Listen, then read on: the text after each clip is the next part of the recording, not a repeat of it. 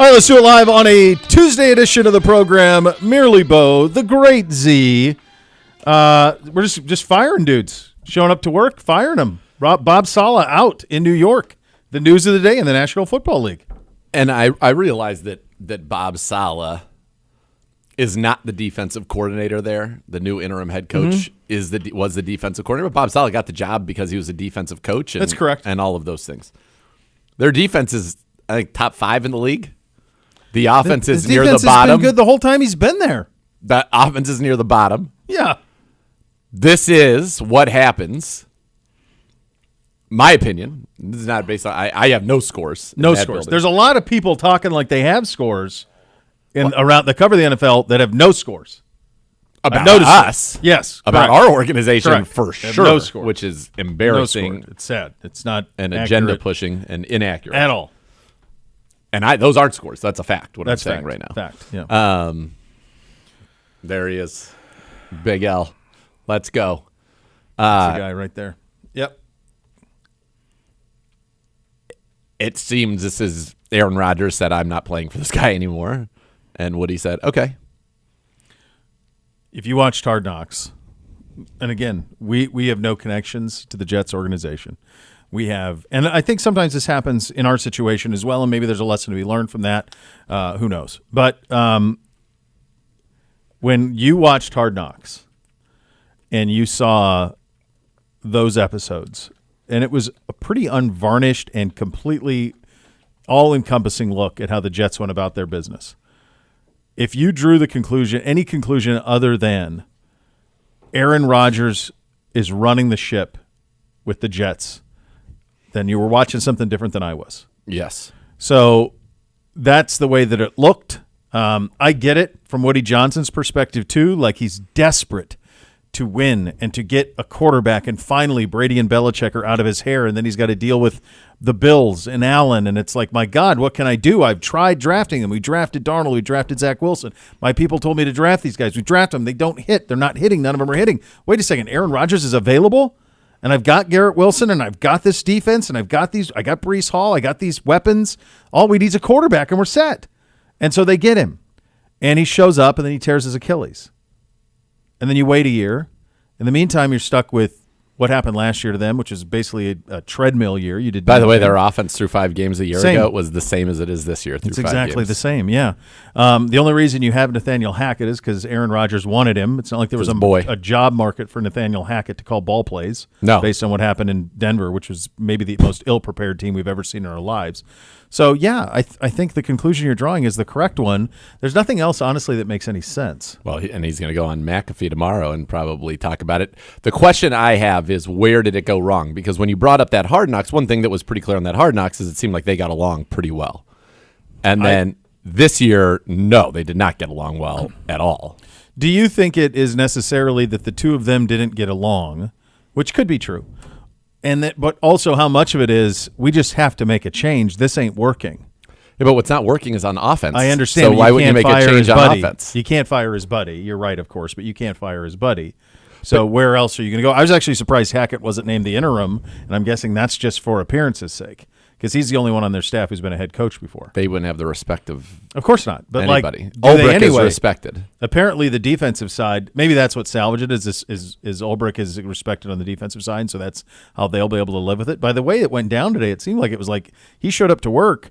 You're fired. Get your stuff. Here's 2 security guys walking you out. Didn't even get to address the team. Nothing. He's been there for a while. I think it's messed up. 3.5 years. I think that was Bush, the way that was handled in the negative sense. I don't like that word as a negative. I said in the negative sense. Yeah. In the negative sense. No, I think it's stunning, though, right? Stunning. It feels very unfair, to be honest with you. But that is the nature of this business at times. It can be cruel and unforgiving. And I think, I started to make the point, like, they did get along on Hard Knocks 2 years ago. Oh, yeah. They did. So where did it go wrong? I think, and we know Aaron Rodgers will hold a grudge. He is a relentless grudge holder. Terrific at it. Yes. I think it went down. Remember when Rodgers had that another like ayahuasca trip to that was during minicamp. Mm-hmm. And the way that Salah first said it was like he wasn't didn't really have our blessing to do this, but then it kind of went, and then he changed after that and what he said. And I think that was it. I think that's when the grudge holding began. And then now you can make. I mean, that would connect that dot. I mean, when he went to hug him in that game and he pushed him away, that was so uncomfortable. And yes, I like adding the extra syllable to that word. That was that week? I just pulled up. That's when week one that's or when week they two? beat the Titans or beat the Patriots. So they lose to the Niners in the opener. We actually played pretty good. It got away from them because they got off a script, but they were in that game. They beat the Titans at home, then they beat the Patriots. They lost to the Broncos 10-9. 10-9 when Knicks had negative yards passing in the third quarter of that game. Mm-hmm. And then they lost to a very good Vikings team. The other thing that's really strange about this is they play on Monday Night Football this week. After that, they play on Sunday Night Football. Yep. So then they're Patriots. Then it's a short week for the Texans, and then they get their bye. So what was what made it necessary to make this move now? How did it become so untenable? Is this like a flight back from London, and it's just like this ain't it? I think you have a lot of time to think on those flights back from London. Be. They lose that game. He wasn't great in that game. What did he throw? 3 picks? Oh my God! Yeah, and he was quite honestly terrible. Yeah. Horrible. So game. Yeah, he was horrible. Let's you be terrible. You look like a shell of your former self, and we're going to let you then decide the future of the organization. Rodgers in the game in London was 29 of 54. Not good. For 244, 2 touchdowns and 3 picks, a quarterback rating of 54.9. That's a 4 yards something attempt. 4.5. Yep. Yeah. So I just was curious, like if he has played, he's still 1,093 yards, 7 touchdowns, 4 picks. His quarterback rating on the season is 81.6. He's got 1 game over 100. That was against New England. He was 27 of 35, 281, 2 touchdowns, no picks. He was 98.7 against Tennessee when he was 18 of 30 for 176 is all, 2 touchdowns, no picks. But yeah, he's not the same. And in terms, I think you made the great point yesterday, his inability to escape pocket and create more time, which is something he was always just a maestro at, all of that is gone. That's gone. It's gone. Yeah, that part's gone. I did not know Kareem Hunt had that in him. So did you? No. 27 for 102? Yeah, it hasn't been since 2020. No, I did not know that he had that in him, although we haven't seen him. Coming off of last season, no. If you would have gone to some of the years where it was Kareem and Nick, and they were both working, you would have said, 2020, 2021, sure, you would have said, yeah, I definitely think so. What I found to be so interesting about it was, and I'm actually going to go more inside the numbers here in a second, but I don't know if Andy Reid, and I know he gets a lot of credit, I don't know if he gets enough credit for how easy these things look. Now, 102 yards, folks. That's 3.8 a carry. Yep. So he was in he's been in the threes for a while. So that's more volume saying that's how you get there than necessarily breaking long run. His long run on 27 carries, by the way, was 8 yards. No, but what he was incredible on short yardage. Well, that's what he was last year. So I knew he had that in him. Yeah. But he had a burst. He had a bounce. He looked good. His long run on 27 carries was 8 yards. Dude, how many of our running backs would you have to combine to get to 100? I mean, Ford's done it, but it's been tough sledding. Well, that was the point I was going to make. Is it is easy. My guess right here is that and I'm going to get into the PFF. I bet he didn't have a ton after contact. He was getting a couple yards down the field and then just kind of falling forward. Yeah, you have to pull that up. I'm not sure. I'm going to look. I'm going to pull it up. But it's not just him. It's everything they do is Smith-Schuster goes for 130. They are catches. down. They are down Rashee Rice, who's their biggest weapon. They're down Pacheco, who's their bell cow back. Yep. Mahomes is 18th in the league in QBR and quarterback rating. He's not rating well. He's not playing great. And yet they're 5-0, and they've got Travis Kelce throwing full sprint laterals in the middle of plays. Awesome. They're having the time of their lives, and they get these old throwback games from Kareem Hunt and Juju Smith-Schuster, who nobody wanted either one of them. Nope. And they're both the focal points of an offensive attack on Monday Night Football to beat the Saints. Bless you. Thank you. Yeah, he averaged about 2 yards before contact and 2 yards after contact. Just under 2 yards before contact and then 2 yards after contact, which was solid. I mean, he did a good job. He is a grinder like that. He hasn't gotten that opportunity, and I couldn't be happier for him. I loved Kareem when he was here.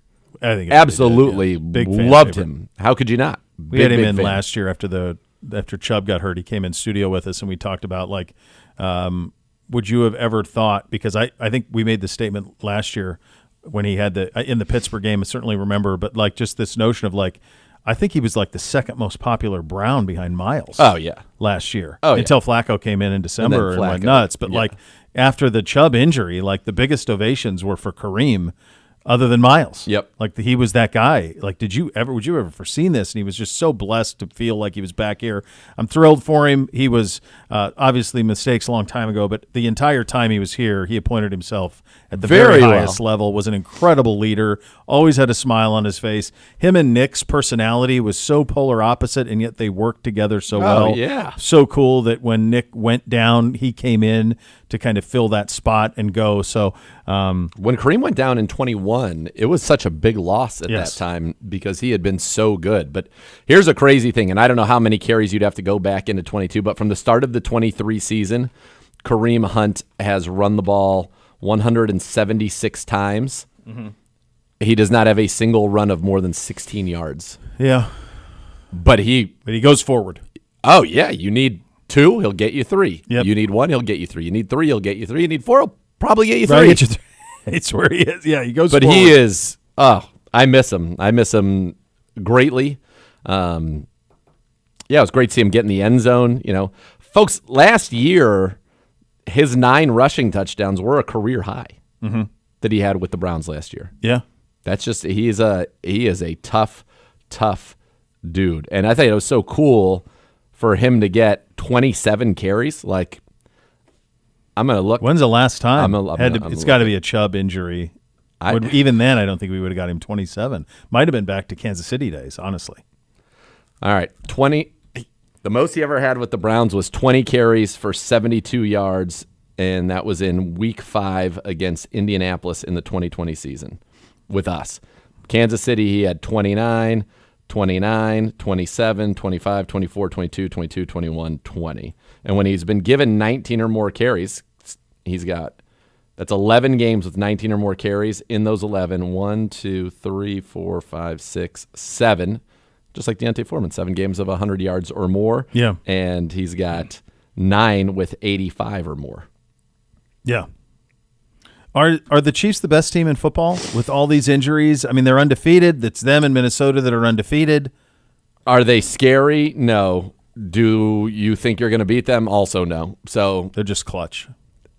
And there was something that was said in the Manning cast, which was, I thought, spectacular. By the way, it was Archie Manning, obviously, not Arch Manning. Oh, it was. I was going to say. But it did say on the thing that I saw, maybe I misread, my eyes deceived me, but I thought it said Arch Manning. Anyway. How was that with the 3 of them? Because I bailed at that point. Oh, it was great. Were they, because he. Yeah, Eli was like constantly on Peyton for sucking up to his dad. Archie was loving it. It was they were good. Paul Rudd was good. Belichick is that's a football masterclass. Yeah. Oh my God, it's so good. I wish that there was a way that they could all suck it up and be in the same room together with Belichick, because it was better this week. I got there definitely better this week on the delays. I got there like end of the first quarter by the time I was done with some stuff, and so it was Beamsy's birthday yesterday. So by the time we were done with the end of first, and I was able to watch all of the second with them, and I thought it was a football masterclass. But I do wish that it was better because they weren't talking all over each other. No. But there were still instances where Eli would be really committed to a bit and they'd put it up graphically, and Belichick's like, can we replay that play? Yeah. And I'm like, just follow him, because I would like to hear what he had to say about the play. I thought it was amazing when Manning basically called out on the play where they tried, him and Belichick were so pissed off at the running back who tried doing the fake or doing the reverse pass. Carson Steele. Steele, not only did you fumble it, but now I can't run that play again ever. And as soon as Manning saw it, before there was even a replay, he's like, they were going to sneak Kelce out on the wheel route, like he knew the play before they even did it. Oh, yeah. No, there was some good stuff. What was the thing? I sent you one. Bless you. I sent you one thing last night that I really I never got it. Enjoyed that he said. Where was it? Manning Cast, Belichick, incredible addition. Oh, maybe I didn't say it. No, you did not. But there was something. Oh, yeah. Eli was zinging Peyton on the rules changes, how they, like, back when you defensive backs could, like, hit receivers, but you got all the rules changed, Peyton or whatever. Yeah. And Belichick had this, like, devil's grin on his face, just loving it. Absolutely loving it. It was amazing. It was amazing. All right. One other thing from last night. I know what you're going to say. Just because you saw it in our text exchange. Do you think it is possible that Taylor Swift has never watched football before right now? Before her relationship? Yes, before her relationship with Travis Kelce. Do you think that it's possible that a girl from Pennsylvania who's been traveling and recording music since she was 16? Yes. You think it's possible? Yeah. Okay. If that's fine. She might have been watching more wrestling. I mean, she grew up next to Jeff Jarrett. There you go. That feels like those two connected a lot. By the way, you know who's 1-0 against Jeff Jarrett? Got two thumbs sitting to my left. This guy. She reacts to every catch of his, and I've coached a lot of little guy football, the way like a 5-year-old mom reacts to her son catching it for the first time. Yeah. Like, oh my God. Like Timmy, that was like me. Caught it. Can you believe it? Yeah, when Artie Bucket like, scored her first bucket. I was but losing you my knew mind. that she could score. Like, yeah. She's acting as if she's never seen him catch a pass, or that it's shocking that he catches a 9-yard pass. By the way, I can't wait to see what she's So going to do do you when he think it's finally gets possible? in the end zone. Because I definitely think it's possible. Okay, so you think that, like, in her upbringing, she just really never watched Maybe football. was not a football You fan, also though. think it's possible that she had no idea who Travis Kelce even was until, what is the story, Aaron Andrews introduced them? Yes. Is that the story? Yeah. Yeah. Yeah. I think think can that guy get in the end zone for me? be nice. He's killing my fantasy. Do you get Come on. credit for both his receiving and the lateral? Or how does that work statistically? The lateral, you get the catch and then hit the yards that he got, and then that's once it. And this then it happens, becomes then it's a run rushing for the yard other guy. for the other guy. Yeah. I've never seen that. It's very nicely done. I've never seen that in a game of football at any level. Somebody do, because that is like how you throw the ball back to the official. Yeah. You know, give it this one. Yeah. It was great. And I've never seen it. I didn't know what the hell he was doing when he was doing it. Yeah. I tend to agree with Manning when he tells the story that basically he's been doing it in practice. And then he goes to Andy Reid and says, and Reid's like, yeah, I trust you. And basically everybody on the Chiefs is, if Kelce catches the ball and you're behind him, be ready, be alert, because he could spin it to you. Yep. Because they were prepared. I don't know that was did you think that was the play to do that? Yeah. You think they called that play to do it, or do you think that was an ad lib? That's a better question. I think it probably was an ad lib, although we're seeing a lot more of teams doing that on purpose. Because the one that he did, I want to say it was to Kadarius Toney last year. Yeah. That was an ad lib, and it ended up being a touchdown. So I think he's just looking around being like, hey, this guy's open. yeah, Zip it. let me give it to you. And he can trust. it's such a cool play. Such a cool play. I was so bummed when he didn't get the touchdown on the shovel. Yeah. Because as soon as he went in that motion, I said, oh, God, here comes the shovel. Mm-hmm. But I guess if I was sitting at home and I knew that, then turns out the Saints did as well. So did the Saints, yeah. And they got it, yeah. It was like in the booth on Sunday, there was a early in the game, there was a 2-play sequence where I basically said exactly what was going to happen before it happened. Yeah. And then I was like, well, I guess if I know that, maybe the commies knew might it. know that too. The commies, they had their spies. Yeah. And they did. It turns out they did know it. Yeah. Turns out, as it were, that they did. What did you make of the Saints unis? I liked them. Black hats. With I liked it. I thought it looked clean too. They had like the old school striping. I liked that. I do think that one would look good with a gold helmet or a black helmet. Either way. Either way. Yeah. Derek Carr's first interception, so you weren't on the Manning cast when he threw that interception. He's just trying to throw it away, but just didn't throw it far enough, and it ended up getting picked. And Pate was just can't have it. He's like, that happened to me once. And Pate, he always works in. They diagrammed some blitz that the Chiefs had done that worked really well. And then he's like, and I talked to Spags, and he's like, when I saw it, I thought it was a bust. I thought somebody came who wasn't supposed to come. And I talked to Spags. He's like, it's right. He's like, I hate when the defense busts because that's when I throw my interceptions. Somebody's where they're not supposed to be. He's like, all my interceptions were defense busts. He is always getting that in. That essentially he always did the right thing. Yeah. It was actually the defense screwing up that led to the defense having success. Yeah. Yeah. You're not supposed to be there. Last night was an example of why I love the Manning cast. That's a game I would not have much interest. It's fine, but I'm footballed out. It's fine. It wasn't anything I need to see. But you're also calling one game on Sunday. That's right. And you're on a plane. You're not watching 12 hours of football on Saturday and then all of the Sunday and all that. So I'm footballed out. And so what I do think needs to happen, my college football acumen would indicate that I maybe you do, yeah. 12 hours. Yeah. I mean, how many teams in the top 11 lost this week? Did you have a count on that? I was just asking. I was curious. It felt like 6. Pretty close. 5. What? That's a Manning cast game for me, though. That was great, yeah. Because Alabama losing to Vandy was the big shocker for me, though. That was your big shocker? You and everybody else, because It's a huge Vandy has shocker. actually never done that before. Yeah, never. Like one of one, yeah. Yeah. What did you make of how far the Tide fell in the polls? Not far enough. Not far enough. Where would you like to have seen them? Out. All the way out. Yeah. One down. Out.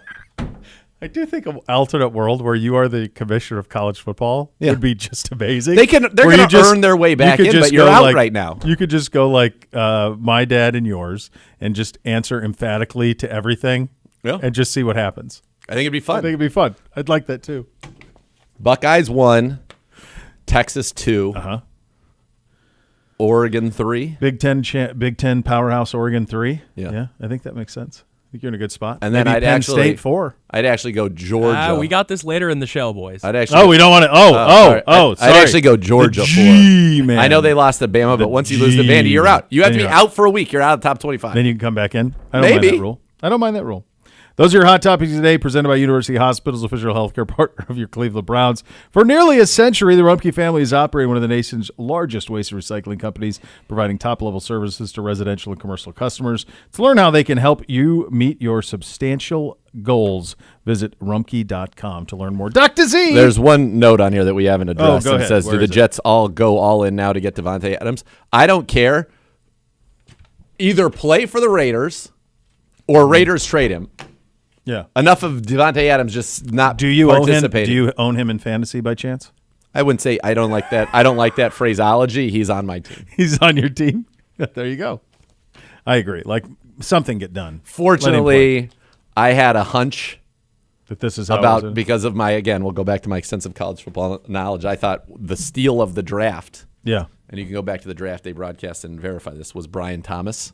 Uh-huh. And so I fortunately have him in all of it. So even though I'm not playing Devontae, I'm playing Brian Thomas, who produced one of the great still photos of our time. Oh, I didn't see it. That may have been was that by our boy, Gibbe? Was that a Chris Kim photo that's making the rounds? He's Is it? down there. I Yeah. saw him and Stones were down It's there. the one where he's running to the end zone and the guy from the Colts is basically like full Superman, 100% parallel to the ground, fully outstretched trying to get him, and he's just running really? away from him. It's a great picture. Oh, I haven't seen it. Yeah. I will check that out. We will also check out one thought from every NFL game. Greg Newsome at the podium. baby. Lots to get to. We're off and running on a Tuesday. Cleveland Browns Daily, 850 ESPN Cleveland.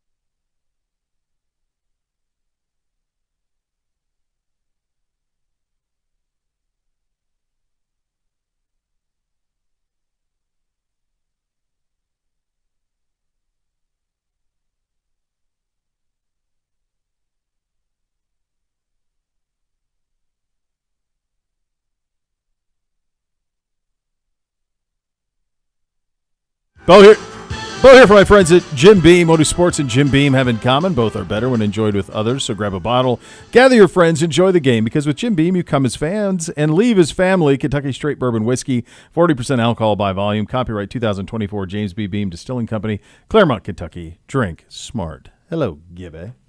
Hi. Good afternoon. Good to see you, buddy. Good to see you guys. What a day. What a day out there, kids. I have missed all of fall. And I'm There fairly hasn't been much confident. of it, to be fair. It was basically the end of last weekend and this week. But like Indian summer. Yep. Oh, that you missed, yeah. I have missed all of it. And we'll get back from Philly, and it'll be in the 50s and 40s and raining for the whole rest of the month while we're home. I'm sure that's how this will go. Are we surprised that there's not a little bit more of the foliage that has turned? It's still pretty green for October 8th. Am I wrong? No, you're actually, not wrong. Dude, everything's shifted. Whoa. June is no longer June. August is now June.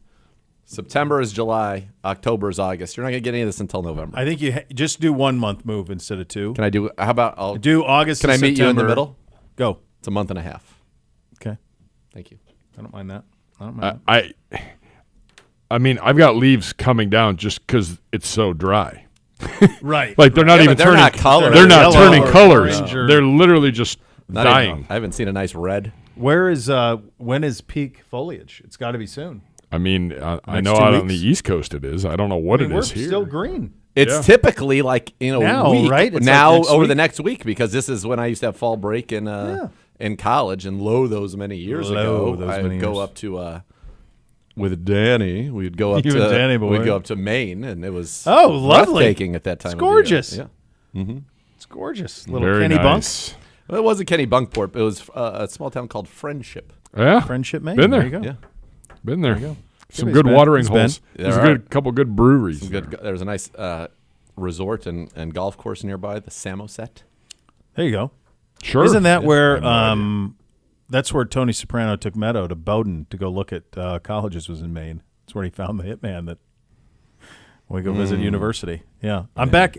I was excited by that Sopranos doc. So we watched that. I which gotta is watch it. It's on my unbelievable. list. It's unbelievable. And then I started watching the McMahon doc. Jeez. It's so good. Especially for me, because I don't know all of this stuff. Like, you know it. I didn't know it. It's so so there's good. so many things to it that I didn't know, and it's really good. Really very, very good. So there you go. One thought from Week 5 Let's in the do it, National baby. Football League. Let's do it. All right.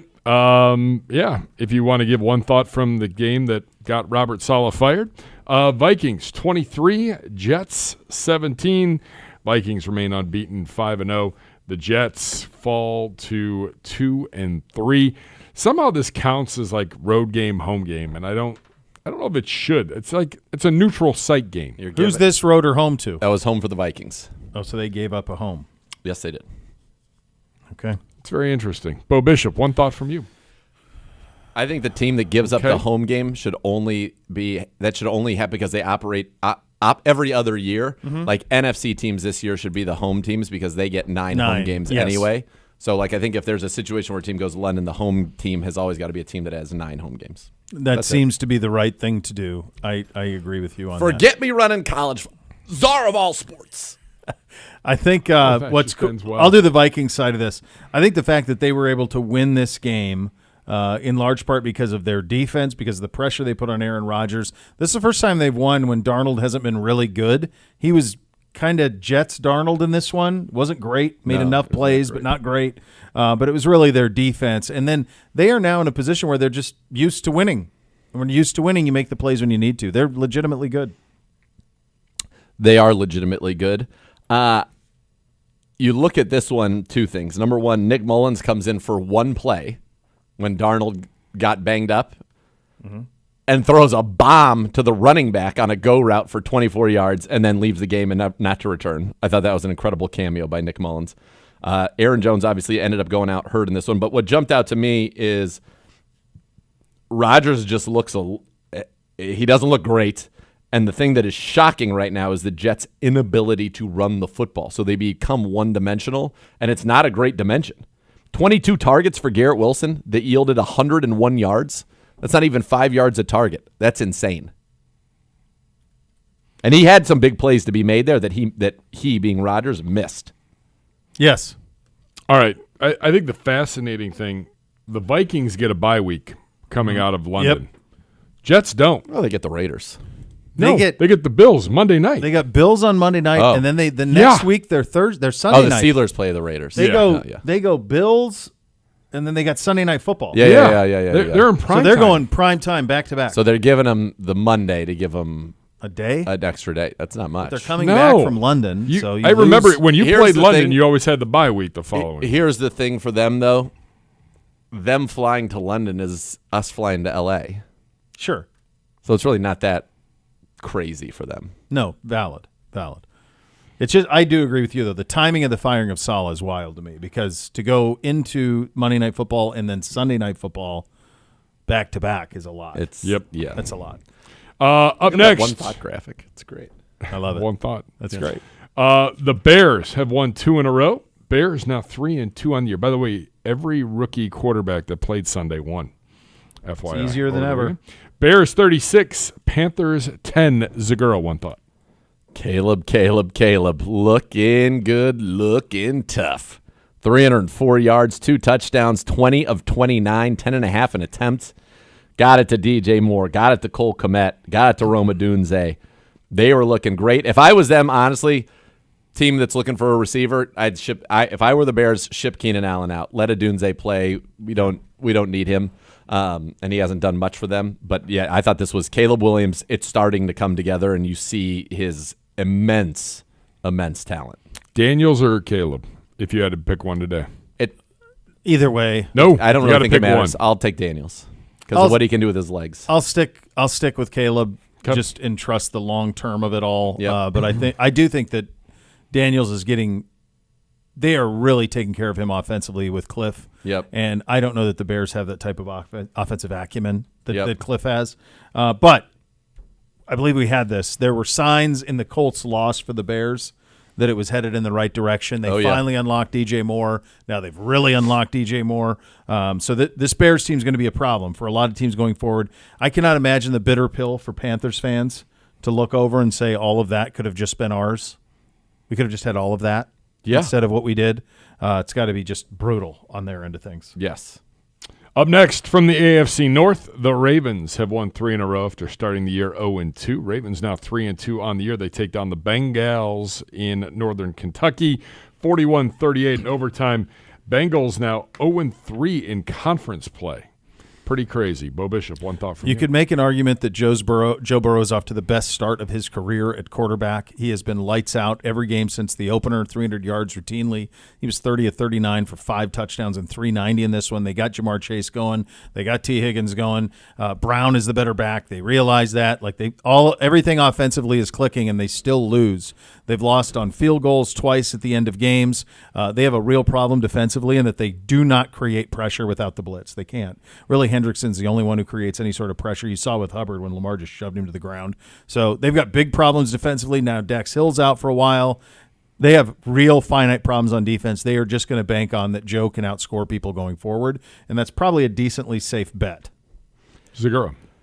So just to buttress the great point of my incredible colleague here, 12 touchdowns, 2 picks, 2 300-yard games so far through 5. Last year, Burrow through 5 games had 5 touchdowns and 3 picks, 1 300-yard game. Back in 2022, through 5 games, he had 9 touchdowns and 5 picks through 5 games with no 300-yard or 1 300-yard game.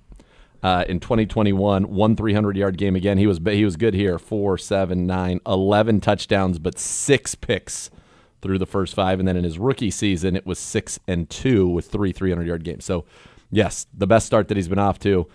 Getting T. Higgins back, they definitely look like they're gelling. But the one takeaway from this is that Lamar Jackson's singular greatness and playmaking ability in. This was one where they had to answer the call in a comeback fashion, and he did it. And what he's become so dangerous in these hurry-up situations, it's you have to spy him, which makes it easier for them to throw, and if you don't, he runs. And so he becomes such a dual threat. They're going hurry up. Everybody else is getting tired. He never seems to get tired. He's in incredible condition, and he goes out there. The final one, and I know it's only one thought, but the final is a half a thought. That woman who got in his face at that restaurant and was talking a bunch of smack to him, he said at the time, "We're going to beat the Bengals, and it's on you." He was right. He was right. Have you seen that clip? I have not. He's seen like that in a restaurant in Cincinnati. Yeah, and this lady comes up and is definitely all up in his space and is like, "They're gonna whoop you," and he's like, "Who's gonna beat us?" And then she's like, "Who dey Bengals?" And I'm like, really? "Oh God, so obnoxious, stupid. Shut yeah." up. And then he's like, Call, "Well, yeah. well, we're gonna beat him, and it's gonna be your fault." Burrow said he had to play perfect to beat the Baltimore Ravens. He damn near did, and they still didn't. That's a big sense of frustration down there. Up next, I was watching the halftime show on ESPN last night with Chris Berman's Fastest 2 Minutes. Oh, yeah, where I love recaps it. the game. I love watching that.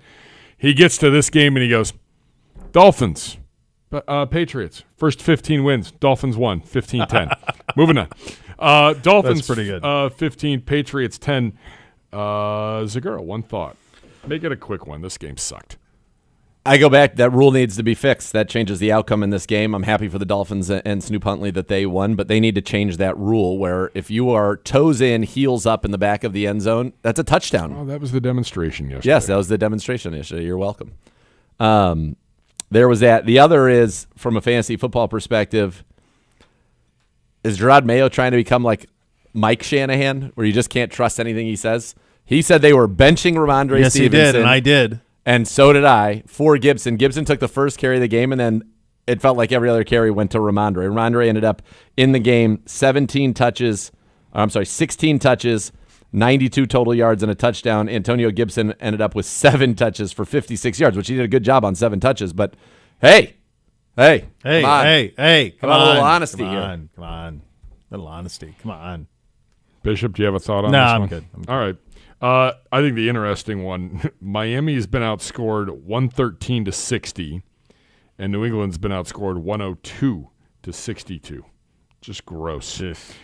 Next, a little shootout. I thought Yellowstones had won this, and then I sent a text to Yellowstone. I was like, "Congrats!" He goes, "No, man, we blew it." I was like, "Oh, I didn't even see it. I'm on the bus." Yeah. Jags get their first win of the year. They down the Colts 37-34. Bo Bishop. I don't understand how the Jaguars have their record. No, they're Because talented. they have a lot of talent, and it doesn't make sense that they're now Tank Busby's in there, or Bigsby. and he's running like a man possessed. No relation to Thomas Clayton is great. Bigsby, by the way. No relation there. None. Lawrence looks good. I don't understand why their record is what their record is. I don't know why this was so hard for them. Flacco was unbelievable for the Colts. 33 of 44, 359, 3 touchdowns, no picks. Segura. Flacco, great. Trevor Lawrence looked great in this one. Bigsby, I think, might become their primary runner.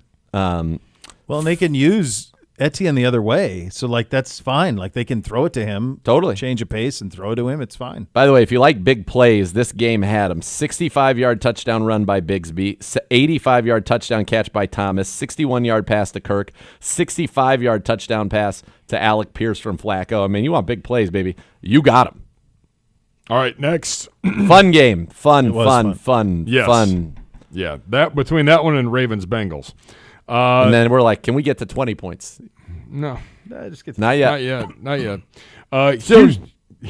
Houston hands the Bills another loss.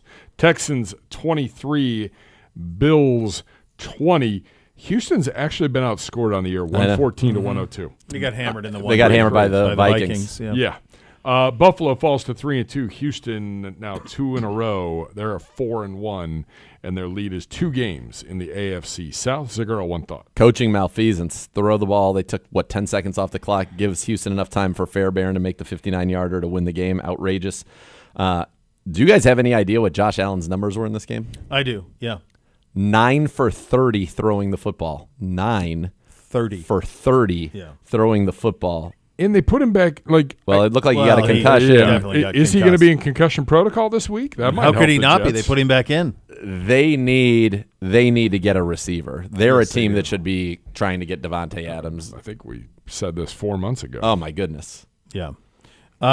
Nico Collins. Oh yeah. Right now, you could make an argument is the offensive player of the year in Yes. the National Football League. Yes. He is week to week, not day to day.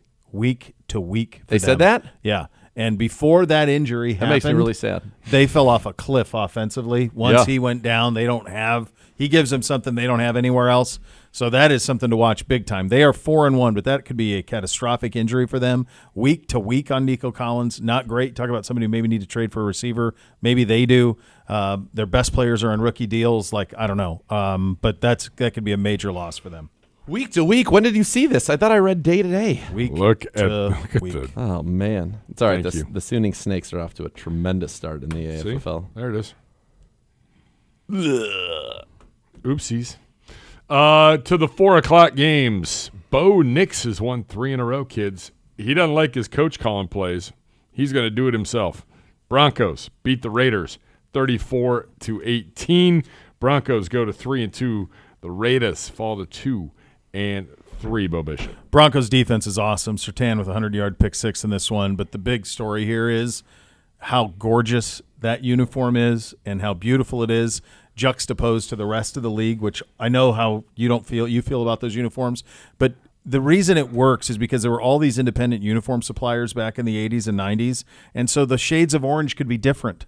There were subtle differences in the shades of orange. There were subtle differences in the blues. So like that blue on that helmet that they wore and that orange that they wore, nobody else in the league looks like that. So when you see it pop up, whether it's on red zone or you flip and you land there's a score highlight, you're like, wow, that's a color explosion. Same things happened with Seattle when they wear theirs, the creamsicles, the Falcons' red hats, all of them. We're just not used to seeing that huge color burst. I don't understand. Like, you have the ability to wear those all the time. How do you not? Seahawks, Falcons, Dolphins, So many. Broncos. Go back, change this logo to that logo, change it all. These are the uniforms you wear every single week. The white versions are beautiful they're too because they have stunningly. the blue number. Yeah. They looked fantastic. I was funny. That's what was going to be my one thing from this game was that. The other would be boogers were eaten They were. on national television. It happened. I don't understand how you do that. How do you do it to begin with? But Stunning. There was a little kid in the pickup line last week when I was picking up one of the boys. That's but when he you was see eating it. it. Digging. And That's when you see it. It's one thing to dig. It's another thing to take the next step to eat. Like, Eat. where does that happen? Like, how do you want a taste of it? I don't. That's insane. Nobody What the wants hell to taste are we it. doing? Live in a That was like, throw society, up, for didn't God's it? sakes. What's crazy to me is not only that it happened, but that like at that point he had been benched, Yeah. and that he's on. Somehow there's a camera on him to capture the moment. I don't understand it. I don't know what makes someone. How do you come back from that? You don't. Is that the end of his career? I think so. I think so. I am torn by the unis. They're beautiful. I know they're but it just bitter to reminds you. me of Horseface and those We've idiots. all got to move on, Gibby. They look No. great, though. They do look great. No, we don't move. We'd never forget. We think about punching him in the face. I remember when the Bigger Rams- grudge holder, Gibby Yep. or Aaron Rodgers? Gibby. I think For so. sure. Yeah. You're damn right. Except somehow Pittsburgh people. Pittsburgh gets a bye because he loves of their the food nachos. and he loves. By the way, all of we're it. at By the way, great nachos Okay. this past Sunday. okay. Rank the two. Washington ahead Okay. Oh, okay. with a brisket. There was a It was, brisket on a top. pulled pork, I think. No, it was a brisket. I asked them. They said pork, but they were not. It wasn't a convincing answer, so maybe it was a brisket. But I did ask, That summarizes a lot of I Washington. did ask, and it was pork, right? Yeah, I was some like, this fresh pulled pork. sewage They're on like, top yeah, of it yeah, too. It was delicious and good. All right, so Pittsburgh people at least still understands the difference Yeah. between No, nachos that no. were It poured was- out of they a were bag into a spectacular. metal They were tray great. with a vat of With a melted vat of cheese, and melted that's it. cheese, That's and what they call that's- nachos. that's special, This had yeah. multiple sauces. This had the pulled pork. It had was a fresh good. jalapenos. Yeah. Now we're living. Yeah. Now you're This living. was a little bit. nacho. That's a nacho. Yeah. Yeah.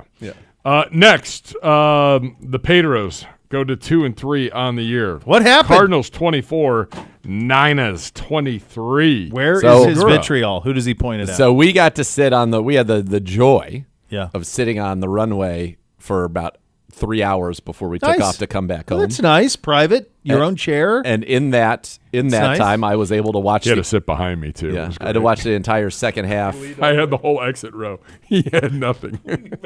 I didn't. loved The wait disrespect- a minute. Hold on. the disrespect is out I of have control. never reclined. I never reclined my seat. The amount of I joy do he not had. recline my seat on that flight. He was Ever. in exit row. He just loved it. I sat did. with him on the way down. He did.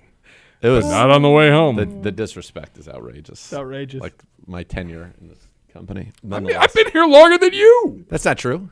It is true. As a full-time Sort employee? of. Sort of. No. Semantics. No. Yeah. Not even No, close. he's- I'm over a decade, bro. Yeah. What do you get for that? Don't crash out, Doc.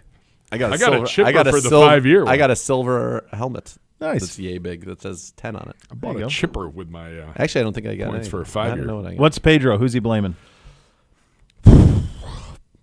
Pedro's not. By the way, I asked him, I said, so Ayuk has still got it, huh? Yeah.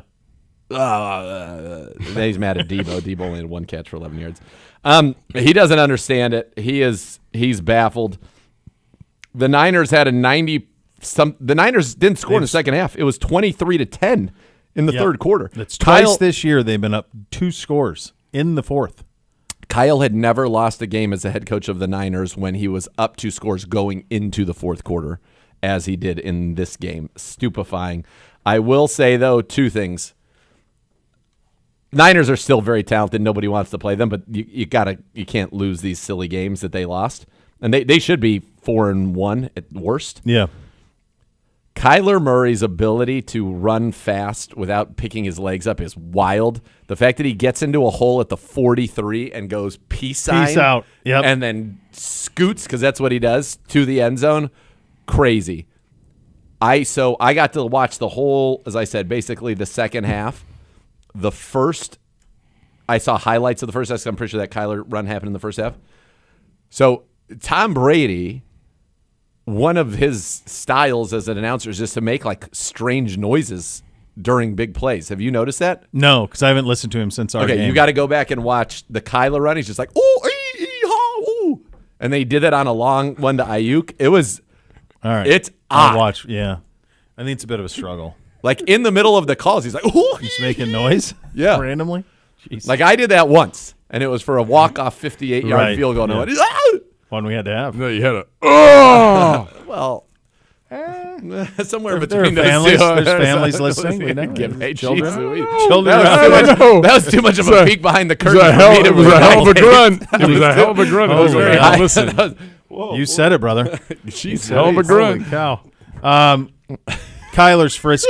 Kyler's not. He's not Lamar. I'm not saying he is. But on a one-off, he's becoming that difficult to prepare for because of how unorthodox he plays, juxtaposed to everybody else that you play.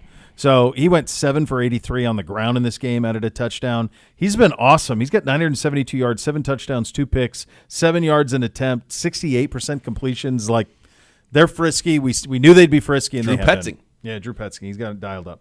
Good job out of Drew. Up next, Packers 24, Rams 19. Nice little back and forth, but LaFleur gets the best of his mentor, Bo. You know, some teams, you look at them and you say, well, they deserve their record. They're playing abysmally, and what you get, you reap what you sow, certainly. I do not think that is necessarily the case with the Rams. They have been, for a team that is 1-4, they really could have beat the Lions in the opener. They could have beat the Bears last week, and they could have beat the Packers in this one.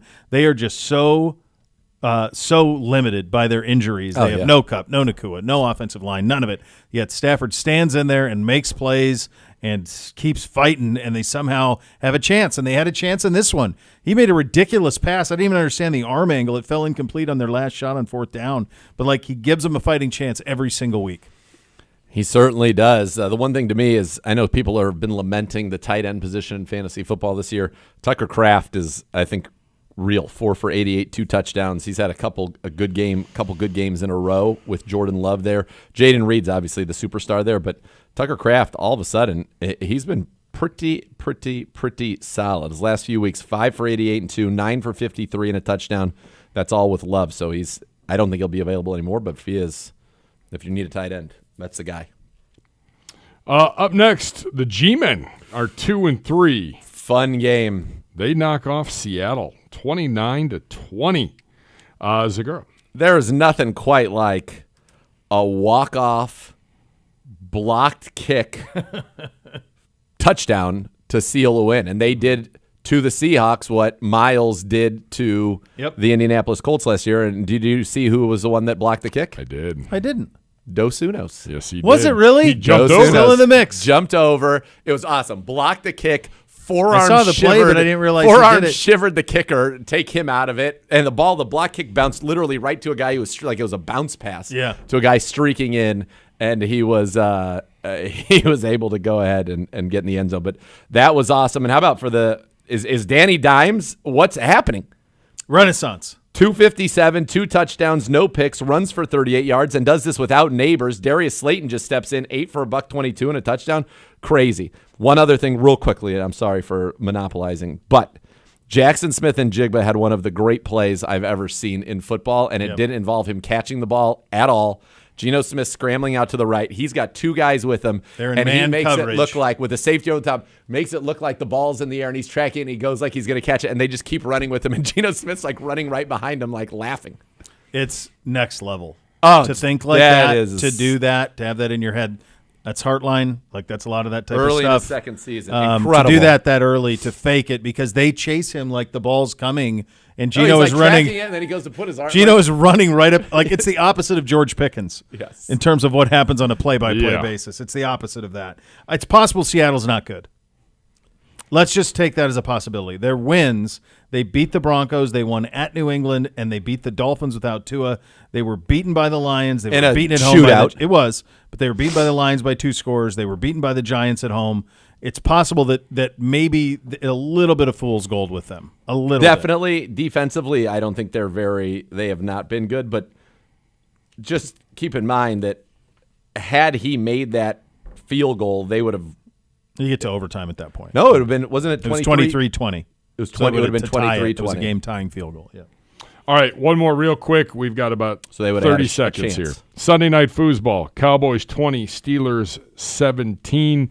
By the way, Russell Wilson, full participant in practice. Is he the starter? They named him the starter? No, he said the door's ajar is what Tomlin said today. Of course the door's ajar. I don't. I actually think that there's a lot wrong in Pittsburgh right now. I think the Pickens stuff is real. Like the plays that Warren Sharp put some video up of the plays that he actually did participate in, and he, at best, I would say half-assed.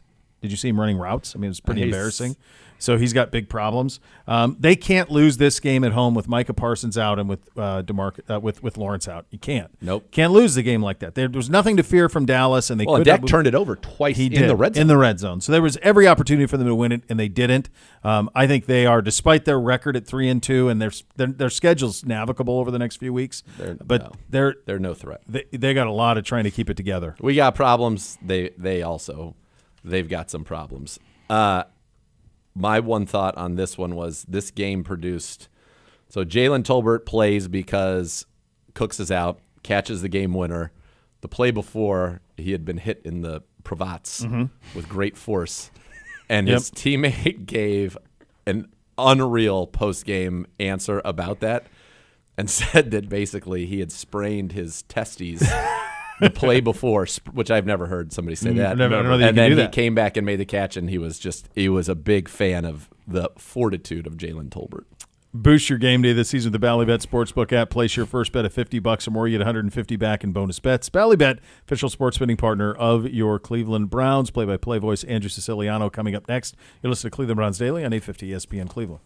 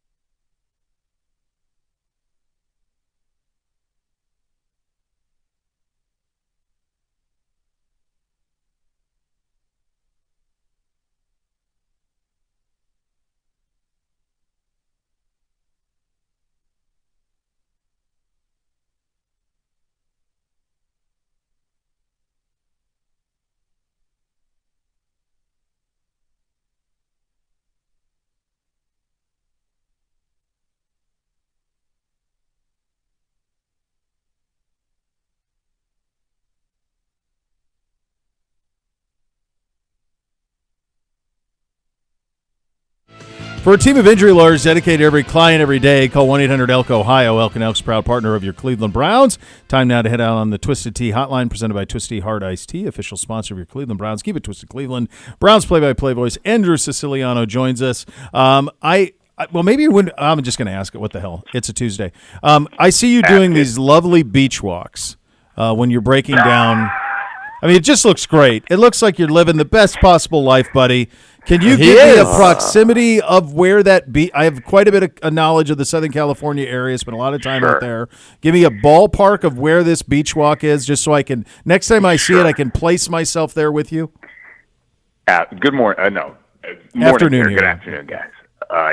It is. That is in the South Bay in Los Angeles. So the area south of LAX, the Manhattan Beach, Hermosa Beach, Redondo Beach area, the South Bay as we call it. And I can tell you right now, I'm looking out my window, and it is beyond ugly. It is pea soup. We have had fog and a fog advisory for like a week. I mean, you could barely see your hand in front of your face. I had the doors open last night. Like the windows open yesterday afternoon, watching the Guardians, and like sheets of fog coming in the window. Wow. Not That's what you rare. expect. Yeah, No, not what you expect. No, you expect we want that to go ahead. Normally quite sunny and quite beautiful and quite lovely, but if you notice, Bo, that walk we did for the Browns Insiders, they posted on Instagram on Saturday last week was ugly, was cloudy and foggy and sad, to be honest with you. Just her waves crashing and tough life. It just seems like that's it. Hey, give me the. I can hear the waves some nights. Like if the wind's blowing the right way, I can hear the waves. Then you get a little bit. Not now. Yeah. Natural noise machine. Give me a Southern California sport power ranking right now. You have media day for the Lakers. The Dodgers are enthralled with the Pods. You've got Rams and Chargers. You got SC. Where are we? What is the give me your top 5 power ranking? What's most important to Southern California right now? I would say Dodgers won, Laker Media Day 2. They unveiled these like City Connect or whatever they call them, look jerseys good. that are just kind of like Lake Show purple, kind of weird. I don't know. Mixed I like them. those. I'd say those are the top 2 right now. I live around a whole bunch of USC people, and USC fans, boosters, whomever, and they are collectively very sad. After going from 11, they were 11 in the top 25 to out of the top 25 by losing to the fighting PJ Fleck. So they are down and they are sad and they think their season is over. I remind them it's a 12-team playoff. Just win out and you never know. Sure. See what happened in the top 10 this past Saturday. It's not over at all, but they are quite sad. The Chargers are kind of just boring. They're coming off a bye. I mean, if I could say that, they're even at 2-2, and Harbaugh has a little bit of a buzz. They're not a fun product, but winning cures everything. Maybe they do that this week. And the Rams are. I mean, it's not the Browns situation per se, but they were very similar out of the gate with all the injuries on the offensive line, right? Trouble protecting the quarterback, and they too have had some really close calls. The Week 1 game, the loss on Sunday night to the Lions, but their injuries, not only the O-line, but Cooper Kupp and Puka Nacua both out. That is just devastating to their star power. So they're both kind of down. Yeah, hopefully they get those guys back sooner rather than later there. But it was nice to see a little Blake Corum sighting for those still holding him on the ends of their benches in fantasy football. That was nice to see. Big news of the day, obviously, a little bit of a shocker in New York. Robert Salah let go. There are reports now that they had a heated argument after a post-game press conference where Rodgers refused to look at Salah. Team source told people their relationship began deteriorating after Rodgers' trip to Egypt, which is actually what we had said earlier. We thought that. Wow. So now that reporting's starting to come out. Yeah. How about maybe and we don't have scores. What'd you make of this? Pretty wild. And not only was he relieved of his duties, Andrew, he was not allowed to speak to the team and was escorted out by security. I mean, how about that? You can't. That is just bonkers. Crazy. Yes. First of all, firing a guy Week 5 when your team is 2-3 and you have a Monday night game coming up, and you're still very. I mean, if they win that Monday night game, they have a share for first, guys. Yep. Think about that. Look, it was one of those ones where you wake up this morning and you see it on your phone and you let out an expletive and then you get what? Because someone thinks that there's some emergency and you say Robert Salah got fired. Like it was just. I was stunned. I don't get it, and I know people want to say that Aaron Rodgers fired him. I think it just read a great column, and I think it was Newsday. I don't remember. Somebody wrote the column. Yeah, Aaron Rodgers, the bad quarterback, got him fired. Not necessarily Aaron Rodgers, the behind-the-scenes deal maker, got him fired. He's not playing well. You put his numbers up against Zach Wilson's from last year. Believe it or not, they're not that dissimilar. They're the same. Yeah, they're not. But I just don't get it. I mean, the defense is playing reasonably well. But the offense, are you going to fix the offense with the defensive coordinator taking over? I mean, Aaron Rodgers and Nathaniel Hackett are still calling the shots. I don't know that changes. The offensive line is what it is. It really speaks to a fact that the owner was embarrassed in London, and the owner thinks, as many players have said, that the players aren't held accountable. Same mistakes every day, every week, and they figured to do this now or the season was going to get out of hand. I was stunned. Yeah, the timing of it, at the very least, is odd. I mean, they have Sunday Night Football, there, Monday Night Football, then Sunday Night Football the next 2 weeks. So, obviously, big microscope on them and that entire operation. Our operation under a microscope is not pretty either. We talked on, this is not a pleasant talk, Andrew, obviously, but on Monday we led the show off with it, and I think it was been around here since 2018. To me, it was the low spot of that tenure in terms of just juxtaposed to the expectations of the season and just the way it looked, and you just thought that you're hopeful that something positive would come, and then nothing did. It was one of the worst performances. How do you make sense of what happened on Sunday, and where do you go from here? It was as disheartening a loss in a non-0-16 season as I can remember. And I know Nathan and you and I were looking at each other in the fourth quarter, and I think the conversation was just like what now? And I don't know that there is a magic this fixes everything answer. I do find it, and I was like, everyone else on the Zoom and watching from afar, I do find it interesting that I thought the door was open a crack a bit by Kevin on his Monday Zoom to perhaps giving up play calling duties. I don't know that fixes things, though. I'll be honest with you guys. Like, Nathan, I'm with you, what you said yesterday on the show. I think Kevin Stefanski's a heck of a play caller and a heck of an offensive coach. I don't think which plays we ask for on this sheet next fixes what ails this offense. I don't. I don't see that. I mean, I see receivers running open at times. Brian Baldinger just posted a great one. And Nathan, you and I had talked about this. If Jerry Jeudy opened in the end zone on that third quarter possession after the sudden change, where you're like, how is that ball not thrown? I don't see it. But there are plenty of plays as well where there are receivers that are open where Deshaun simply doesn't have the time to get the ball out.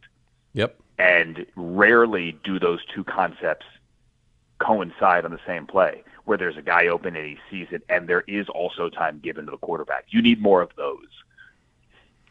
Yeah, and that's what we talked about, yesterday, and you and I talked about it. That one sequence down at the goal line in many ways was a microcosm of every single thing that is ailing this offense. Pre-snap penalty erases a touchdown on first down.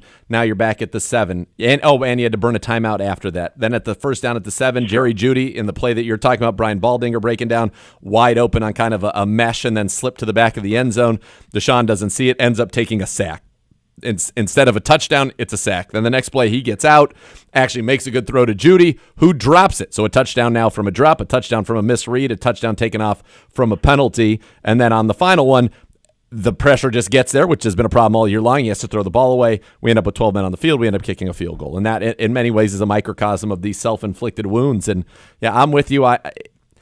There are so many things that need to be fixed, and like I said yesterday, I don't know if it has to be a change in personnel. I don't know if it's a change in coaching style. I don't know if it's a change in play caller. I don't know if it's a change in the way that you approach the week to prepare for the games, and then obviously you need a big change in execution. But at some point, something's got to change, or else this team is going to be over before you even have a chance. I was joking yesterday. 13-4 is still on the table for this football team, but you can't get there without winning this next game and stacking a lot of wins together. Listen, I'll go back and I think I said this yesterday, doing another radio interview. Once you give a play call, you don't get it back. I don't know that they're there. I don't know that is the move that all of a sudden fixes everything. And this goes back. I've had this conversation with plenty of coaches in the past, offensive coaches, Brian Billick specifically, because we used to talk about this all the time when he worked in our building at NFL Network.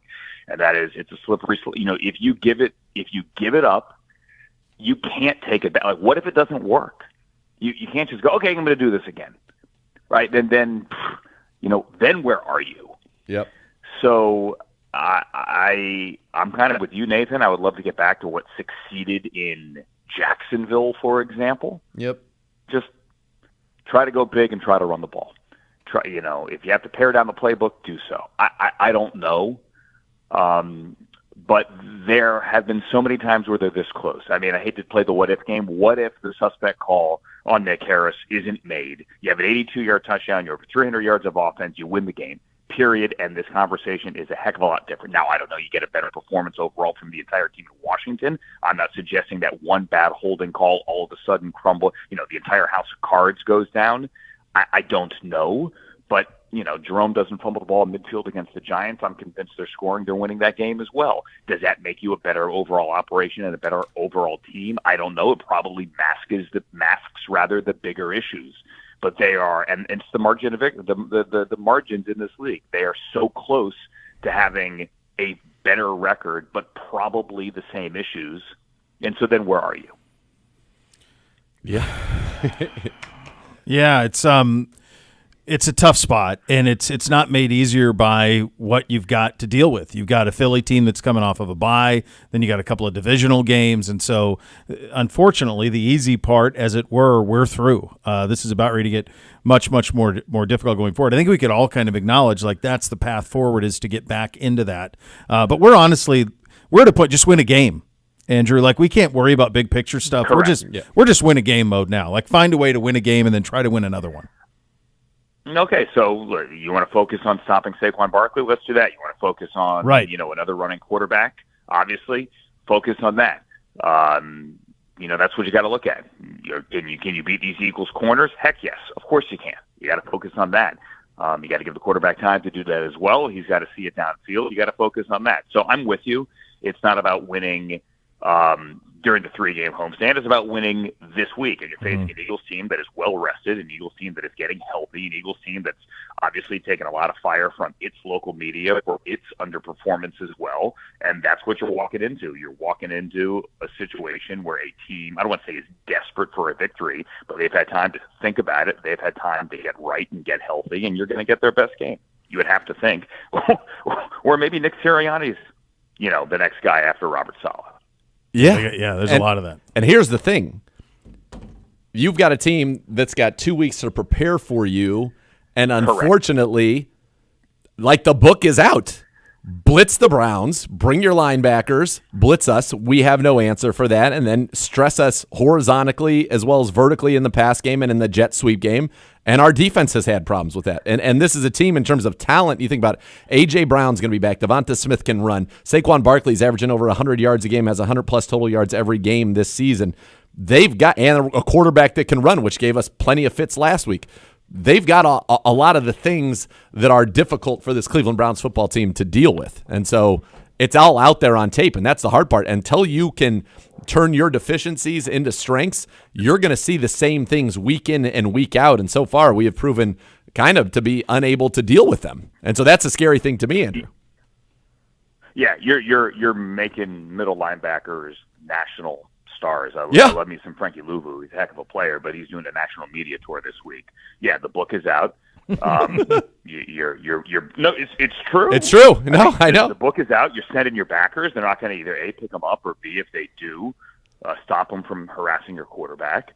And that's how Deshaun's getting beaten up. At least one of the reasons and one of the ways he's getting beaten up. There are other plays as well where you can look at the tape and say, wow, you had a guy open, you ran yourself into a sack. That happens as well. All of those things can be true.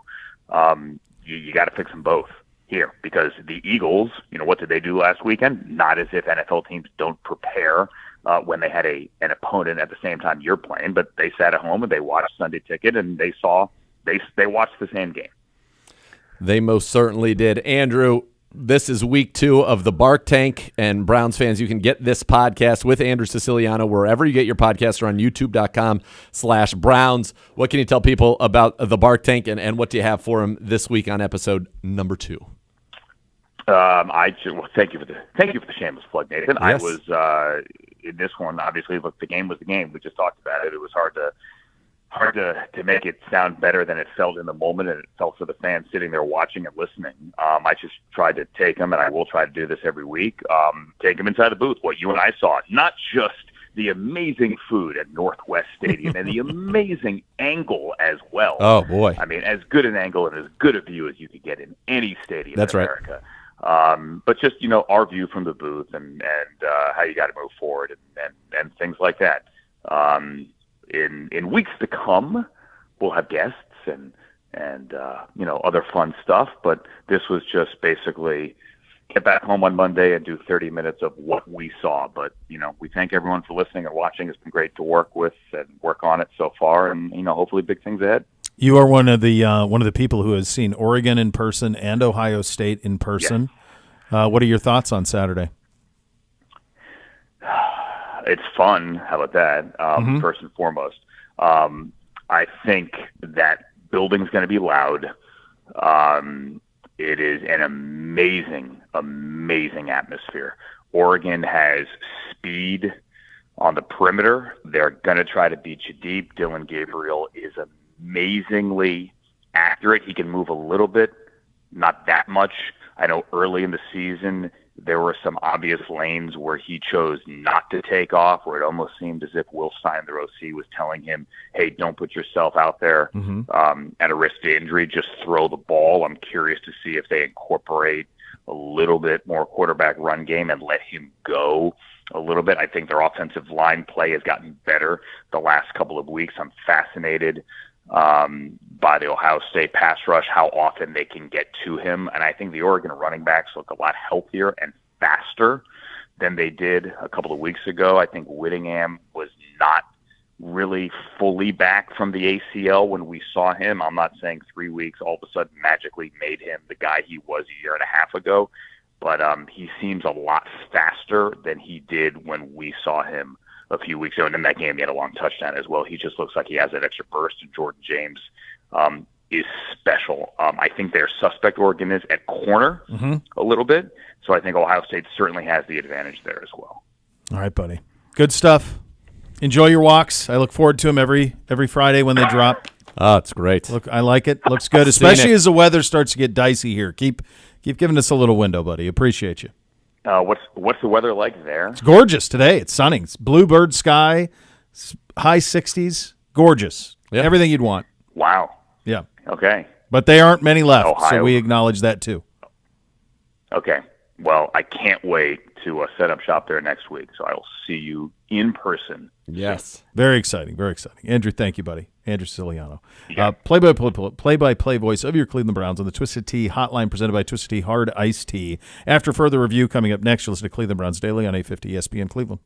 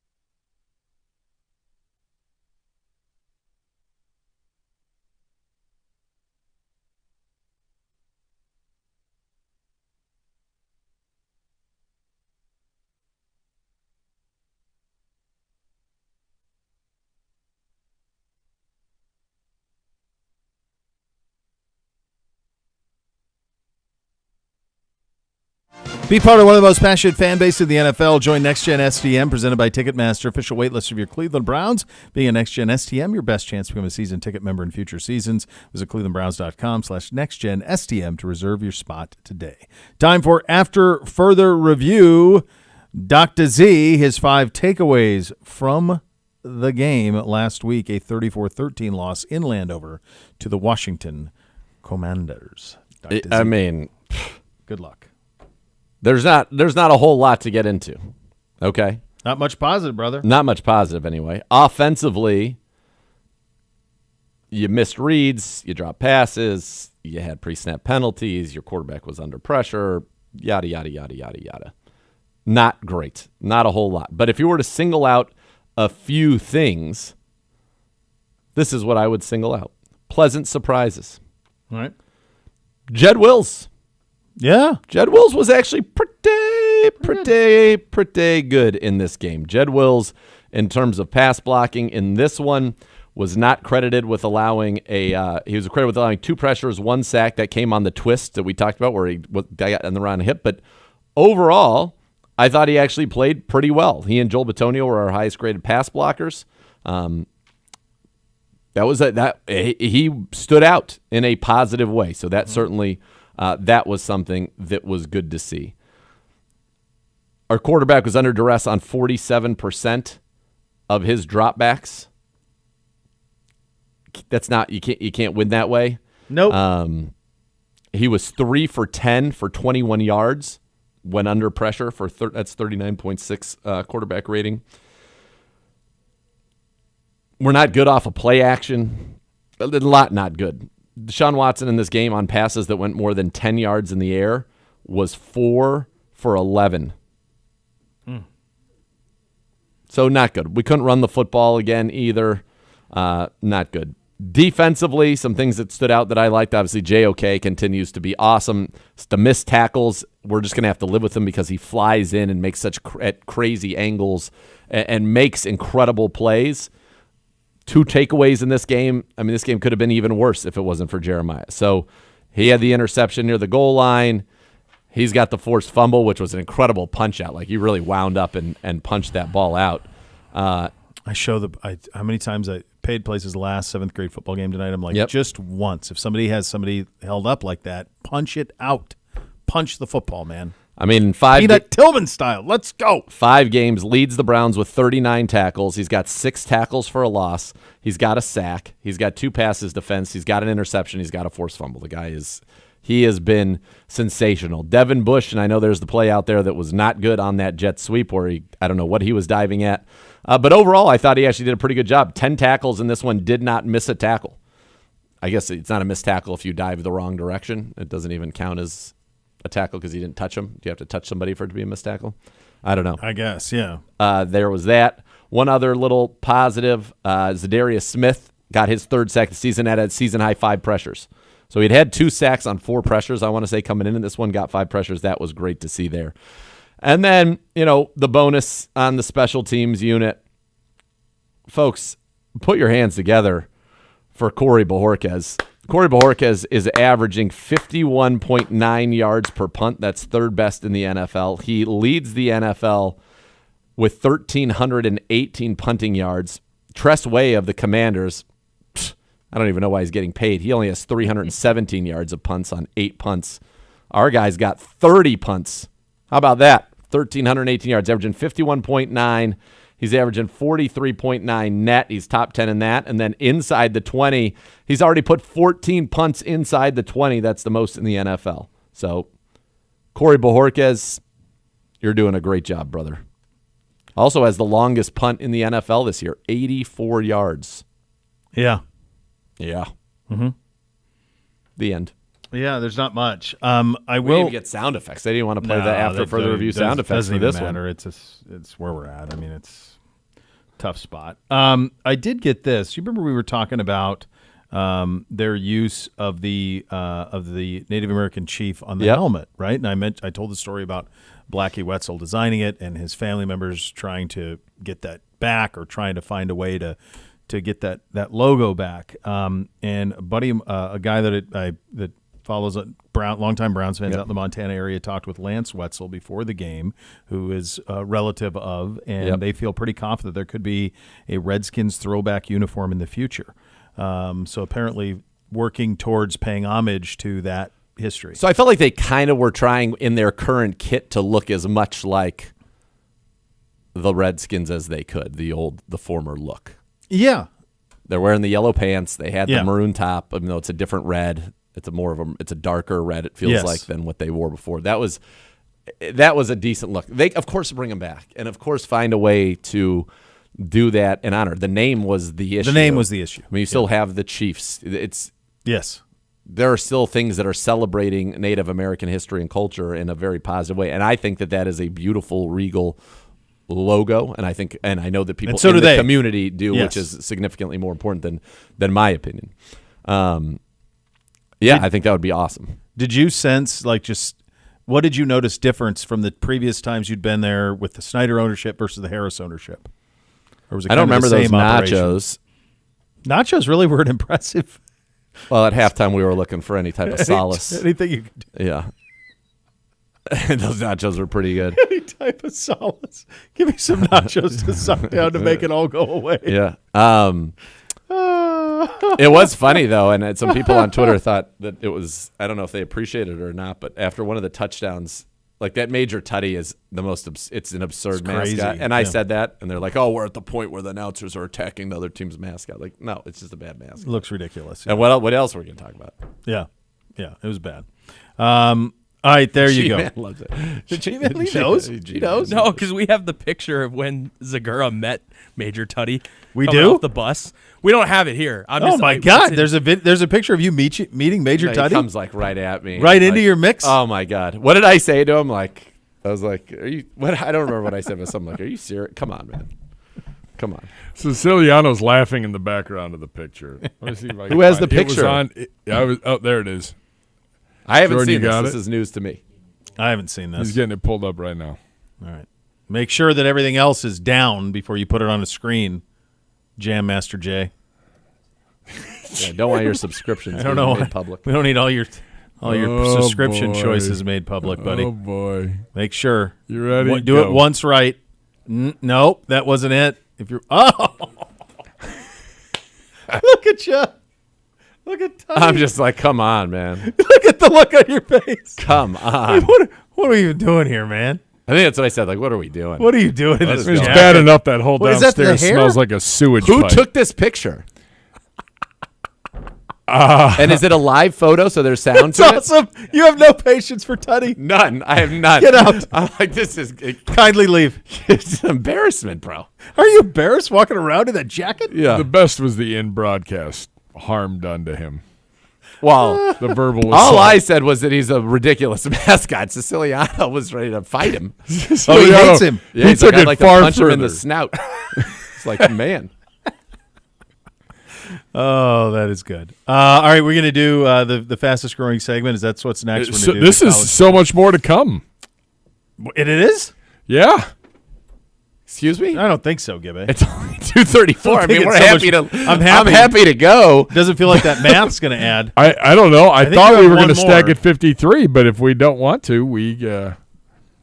But We'll we break just it got down out to at 50. 4 right now. Gibby, we just got out of Siciliano. Like we just got after further review. So I think what we have is 4 downs coming up next. correct. So then after that is so much more. So the thought was that Or are you after saying- further review was actually going to go longer, but now that I'm looking at the time, all good as you were. Okay. we'll All right, break. very We'll good. break with Didn't so we much tease more. Greg There'll- Newsome at There some will point? be another segment. All right, very good. Cleveland Browns daily on 850 ESPN Cleveland. Go home. Okay.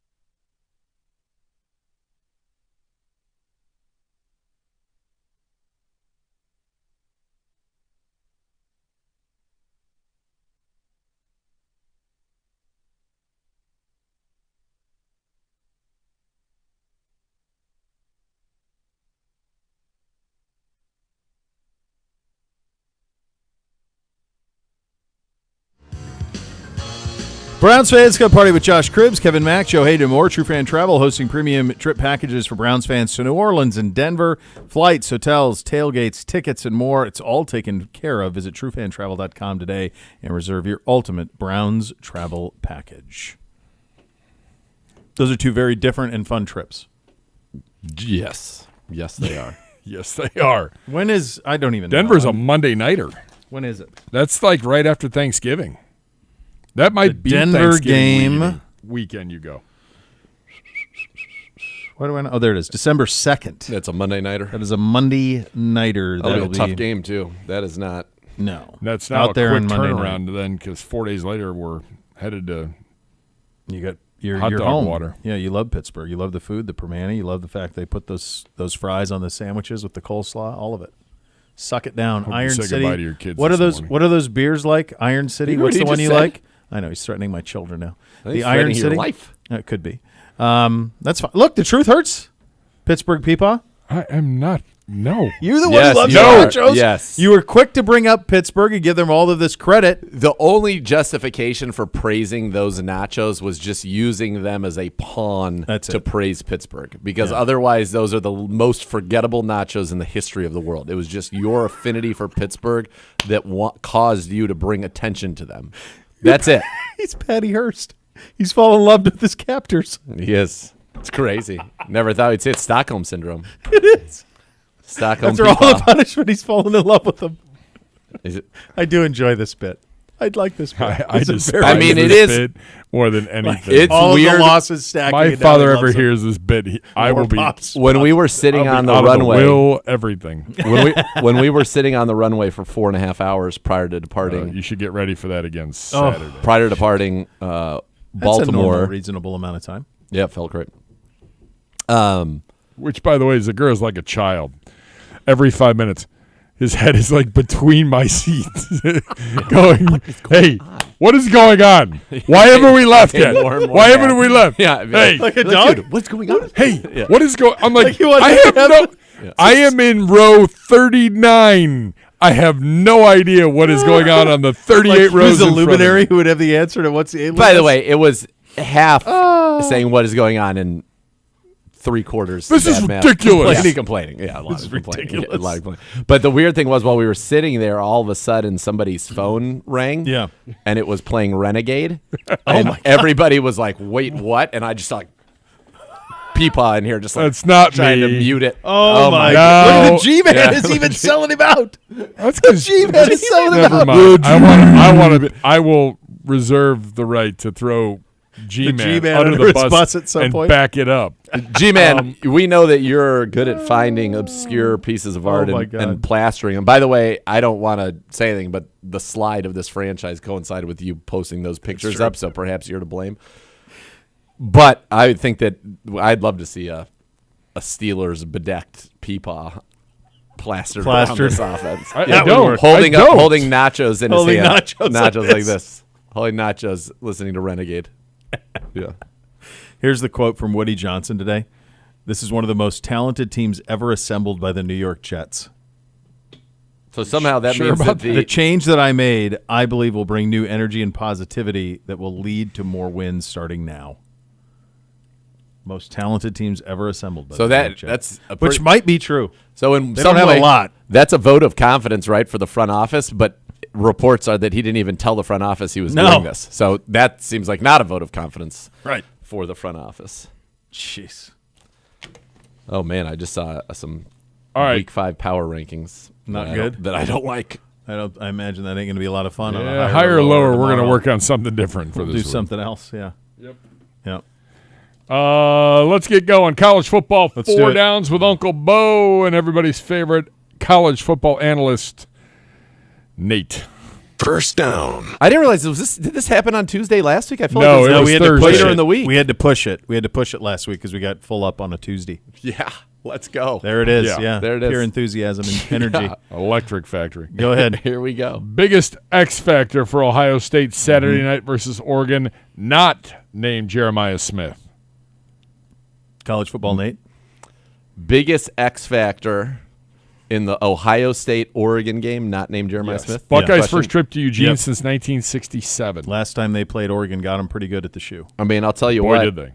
Not only is Jeremiah Smith a transcendent talent, and as I was proven right very quickly after proclaiming him the number one pick in the 2027 NFL Draft as he continues to impress, I couldn't help but notice a teammate of his who was awesome because teams are going to come out, they're going to try to take him away, but Emeka Egbuka That's right. Yeah, is a stud. he's a stud. And he is the biggest X factor in this game because you're going to have to score to beat the Oregon Ducks. You score. Good answer. It's a very good answer and a fair answer. Job, Nate Feinbaum. I think what you're going to see out of the Buckeyes and Chip Kelly offensively is a bludgeoning. I think there's they some are going personal. to run it, and run it a little bit more, and then play action off it. I do think that the biggest X factor, though, is the Buckeye secondary. David Ignosin, Denzel Burke, Caleb Downs, Lathan Ransom. Those guys are dudes, and Dylan Gabriel will throw it to you. He had 2 picks in the red zone last week in their game against Sparty, so I think the Buckeye secondary could have a little bit of a day. Next. I Dr. Z, I have a question. College football, Nate. College football, Nate. CFN's got a question here. When you think of the Buckeyes running game in this one, because you mentioned them as possible, which running back are you more focused on, or is it them as their tandem? 2 first round I mean, picks. honestly, and Peoples is really good too, the true freshman. It's Quinshon Judkins because he is a beast. Better than Henderson. He's better, and he's stronger. He's just physical. Like, he just put a physical toll that he puts on defenses. Like, every game, he's had 2 called back. Like, he will just stiff arm somebody to the ground. So like, he's just physically. Natron means business. He doesn't have the Christian breakaway Okoye. speed of Nick, but he runs like Nick. Like, he's one cut upfield, and boom. Do you like Christian Okoye? Is he like the I Nigerian Nightmare? I don't want to go that far. He doesn't have that size, that much girth that Okoye had. But About a he's, Larry he's- Johnson. There you go. Yeah. Nick Chubb minus the top end speed. Okay. All right, second down, reality or overreaction. Alabama will miss the first 12-team college football playoff. They're not going to miss it. Sorry, They shouldn't. I'm sorry, Yeah, college please. football, Nate. Sorry, Please. my fault. Nate my Feinbaum. fault. They're How dare not I? going to miss it. They just shouldn't be in the top 25 right now. They will work their way back. But this is, to me, Should be in the top 25. I like it. they shouldn't be. You lost to Vanderbilt. I agree. What are you talking about? This I'd is have Jay jumped in that Cutler's not water with walking that through the field goal door. post. This is an outrageous loss. They shouldn't be in the top 25. They will likely earn their way back. However, to me, as the czar, Yeah. they have another loss, they're out. That's it. I don't care if it's to Georgia in the SEC championship. You lose 2-loss team with one of those losses being to Vanderbilt, you're out. The problem is there's only one undefeated team in the SEC, and that's Texas A&M. Everybody else has a loss. So the losses are going to start to stack. Their remaining schedule just has Tennessee and Oklahoma of possible missteps. So I think they'll be reorganized. I do think they'll make the playoff. I do too. They do not play Texas in the regular season, G-Man. They would play them in the SEC title game. How dare you correct me? No, Texas A&M. And Texas A&M and Texas. Yeah, you're right. Undefeated. I thought you were talking about Bama playing Texas. Texas A&M is undefeated, and Texas is undefeated in the league. Corrected. He was right. He was right. All Malcolm right. Horns is still Next. out there, but I do think they'll get in. Third down. Reality or overreaction, the ACC is a 2-horse race with Miami and Clemson. The 2 other ranked teams, Pitt and SMU, are pretenders. Mr. Feinbaum, the floor is yours. SMU, storied history, fun program. Watch the 30 for 30. My guys. Are they serious contenders this year? No. Pitt, they used to celebrate the days of Kenny Pickett. Unserious.